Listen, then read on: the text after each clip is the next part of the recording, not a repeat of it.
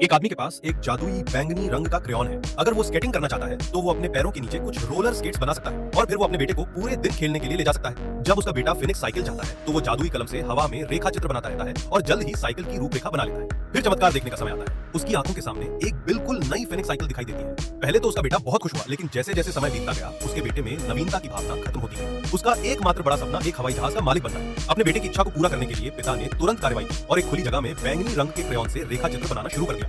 47 second के बाद उसने आखिरकार एक बैंगनी विमान की रूपरेखा बना ली। पिता को बस अपना हाथ हल्का सा हिलाने की जरूरत थी और एक शानदार बैंगनी विमान तुरंत सामने आ गया। सौभाग्य से विमान संरक्षित लोगों को दंडित नहीं करेगा। बेटा बैंगनी विमान पर सवार होकर बहुत खुश था। पिता विमान के इंजन को नियंत्रित करने के लिए इंतजार नहीं कर सकता था और ये शहर के केंद्र में उड़ गया।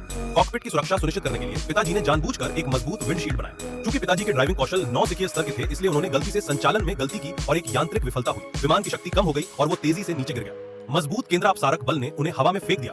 पिताजी ने पैराशूट की रूपरेखा बनाने के लिए बैंगनी क्रेयॉन का इस्तेमाल किया और इस तरह के शानदार पैराशूट ने उन्हें बचा लिया। यदि आपके पास भी ऐसा जादुई बैंगनी क्रेयॉन होता तो आप किस तरह की इच्छा को सबसे अधिक स्केच करना चाहेंगे?